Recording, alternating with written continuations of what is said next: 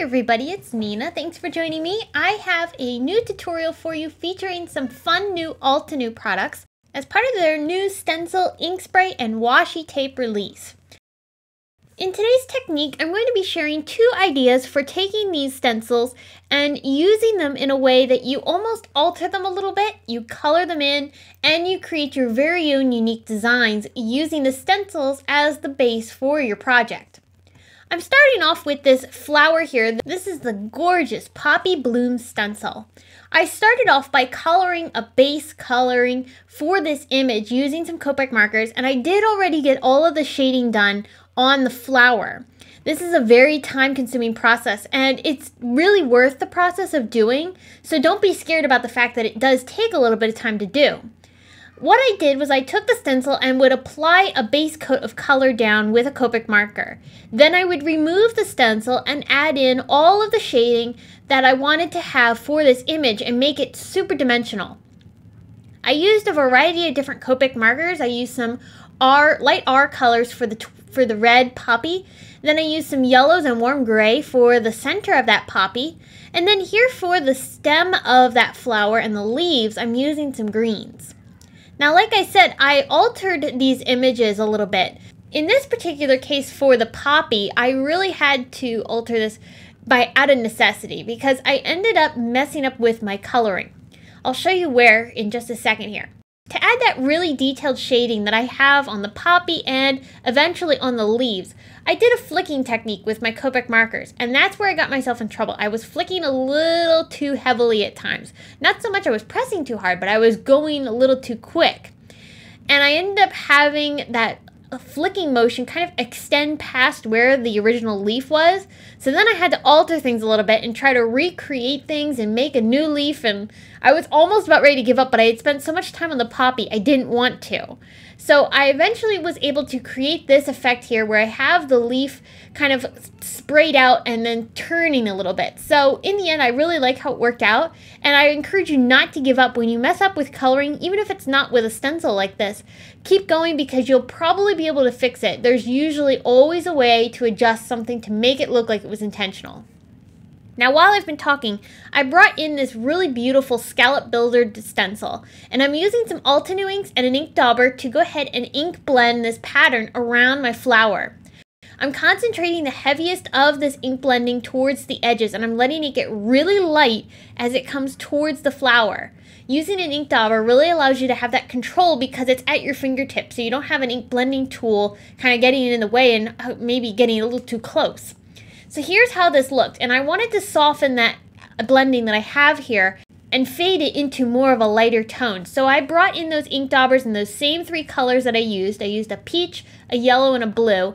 And I'm just going along and blending in some plain color just very, very softly with those colors that are already there. And that helps soften that background and makes it recede into the back of the card and not distract from the flower.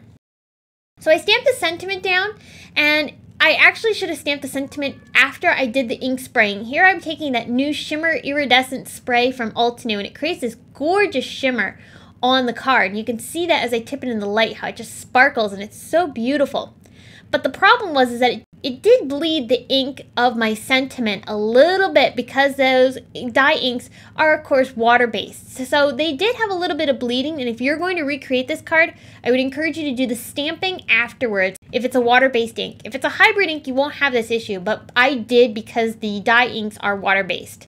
But here's a finished look at that card, and I really love how this turned out. And it's actually a one-layer card, which is not normal for me. I'm usually creating very dimensional cards, and you'll see one of those at the end of this video. So I was kind of going along with that one-layer technique, and I decided I was going to do it again, this time using the Watercolor Bouquet stencil, which is a layering stencil and so beautiful. Now, my idea with this stencil was that I thought I would use this as an underpainting, so to speak, for some watercoloring. So I'm taking some distress inks because these are water-reactive inks. You'll see why I'm using this in just a second. But I'm very roughly adding color down around the stencil. I am not taking time to blend this out and fade them into each other.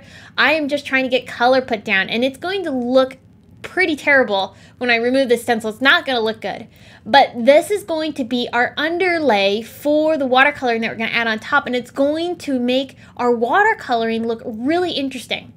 Now I'm ink blending onto some handmade white paper. Handmade paper is really textured and super beautiful, and it can handle ink blending and watercoloring and really handles a lot of mediums very nicely. I reapplied that stencil down over top of where I had done my first ink blending, and this time I'm using that second layer, and that's adding some more ink over top of the blending we already did. And like I said, I'm not being careful with this ink blending. I'm being pretty messy, but I did tape it down just so that way it doesn't go anywhere because I don't want this stencil to shift. I'm using lots of different colors here, as you can see. I'm using purples in different areas. I'm using blues in some of the leaves. I've got some orange and pink and purple. It's really a fun combination of colors. Here's where I've taken the watercolors and I'm starting to add these in over top of my ink blending. This is where having the distress inks, because they're water reactive, this is where this comes in handy, because as we're adding the color and the water down over top of this, this is reactivating the distress inks underneath too. That's also allowing me to be able to blend colors a little bit easier because we've got the distress inks reactivating with the water, so it's giving us a tint of the color that's already underneath there. And so that's helping blend all of these watercolors together and create this really amazing coloring effect. Now this does take a little bit of time to do. This did take a while to put all of this together and to color it, but it's really worth the process. And I really enjoy taking my time and taking the time and effort to go ahead and do all of this coloring. Here's where I'm really taking that distress ink and really making it work to my advantage. I'm using just water here, and I'm starting to really expand those petals and make them kind of bloom out a little bit and give them a slightly different shape than the coloring that was already there. So we're altering the stencil a little bit here as well. So that's giving us some really fun and unique effects. It's going to make your coloring different from everybody else's. I'm also taking the artistic license, as they like to call it, and adjusting some of the flowers that are on this branch that's crawling up my card.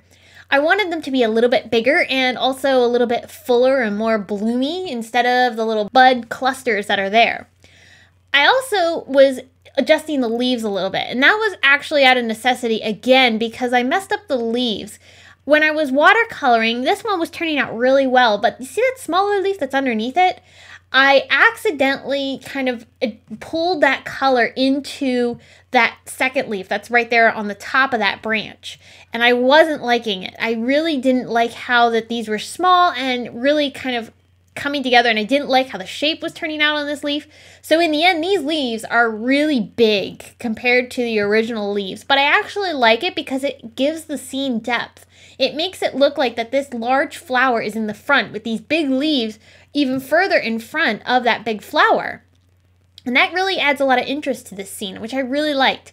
So here you can see I'm really trying to work that leaf out and kind of adjust things. The biggest thing I can tell you is that you want to go slow. And I have sped this up. I was moving quite slow as I was coloring this because I didn't want to add something somewhere where I didn't want it to be and not be able to remove it. I wanted to be able to take my time so I could kind of look at things and see how it was adding in there. And in some cases, I would leave certain pieces go and let them dry to let them see how they were going to turn out. And then I could come back in and add more or bring in some just water and kind of like blend things out a little bit. Just taking your time and moving slowly, you really end up with a beautiful look. I'm also not using lots of water in spots. As you can see here, when I'm putting down some of this paint, you can see there's some dry brush effect in there, and that's because I don't have a lot of water.